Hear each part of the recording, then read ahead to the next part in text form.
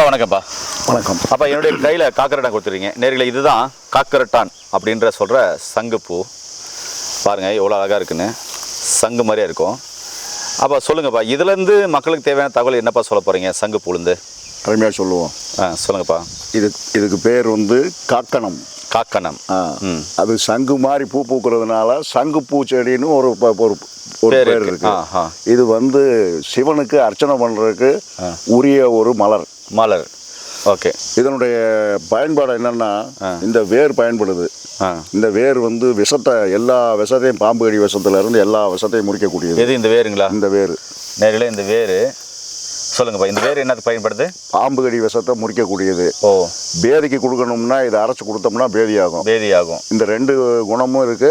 அது போக இது சிவனுக்குரிய அர்ச்சனைக்குரிய மலர். ஆமா. இதுல சிவபெருமானுக்கு அர்ச்சனை பண்ணனா நீங்க வேணுங்கிற உங்களுக்கு அவருடைய கருணை உங்களுக்கு வேணுங்கிறது கிடைக்கும். இது சாப்பிடவும் செய்யலாம். ரெண்டாவது இதுல ரெண்டு இனம் இருக்கு. ஒன்று ப்ளூ, அதாவது நீலம், இன்னொன்று வெள்ளை. ரெண்டுமே ஒரே குணம் தான். எப்பயுமே வெள்ளையை விட அந்த நீல கலருக்கு தான் அதிக பவர் இருக்கும். இந்த எரிக்கலையில் கூட வெள்ளை இருக்கலை, சாதா இருக்கலைன்னு இருக்குது. வெள்ளை எரிக்கலை பவர் கம்மியாக இருக்கும். அந்த நீல எரிக்கலை பவர் அதிகமாக இருக்கும். அதனால் இதை பெரும்பாலும் பொதுமக்கள் யாரும் பயன்படுத்துறதில்ல, வைத்தியர்கள் பயன்படுத்துவோம். இதை பேதி மருந்து தயாரிக்கும் போது இதனுடைய வேறுபட்ட உள்ள சேர்ப்போம். சரிங்கப்பா. நேரில் பார்த்தீங்கன்னா அப்பா சொன்ன மாதிரி புதிய தகவல் என்ன, இது குடல் சுத்தம் பண்ணுறதுக்கு டீடாக்ஸ் மாத்திரைக்கு பயன்படுத்துவாங்கன்னு சொல்லியிருக்காரு. அதே மாதிரி இதனுடைய கொடி நஞ்சறுப்பான்னு சொல்லியிருக்காங்க. இதை பார்த்தீங்கன்னா நீங்கள் டீ போட்டு குடிக்கும்போது இந்த கலரில் மாறிடும். அதாவது டீ போட்டு குடிச்சிங்கன்னா இந்த கலரில் அந்த டீ மாறிடும். இந்த டீயை குடிச்சிட்டு வந்தீங்கன்னா மனம் சார்ந்த பிரச்சனைகள் சரியாகும்.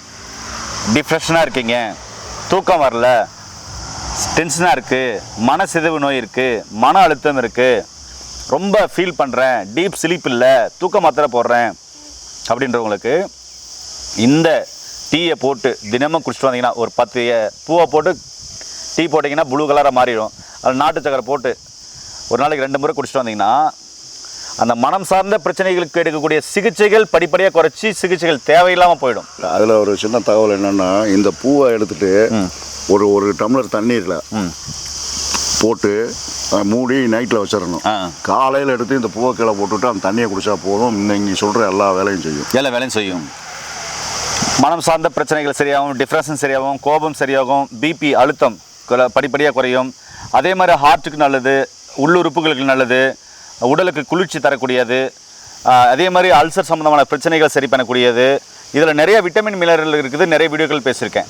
இந்த சங்குமதி பூ எங்கே பார்த்தாலும் விடாதீங்க.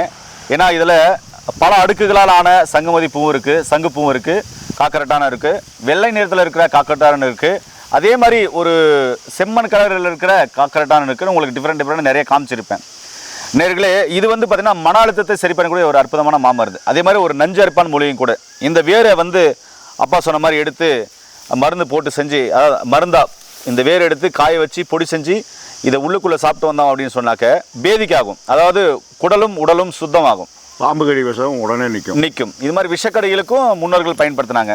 இது எல்லா வைத்தியர்களுக்கும் தெரியும். இன்னும் இப்போ பாமர மக்களும் பார்த்தீங்கன்னாக்கா அற்புதமாக அவங்க வீட்டில் வளர்த்து இது தினமும் கஷாயங்கள் போட்டு குடிச்சிட்டு வராங்க. கண்டிப்பாக பயன்படுத்தி பாருங்கள்.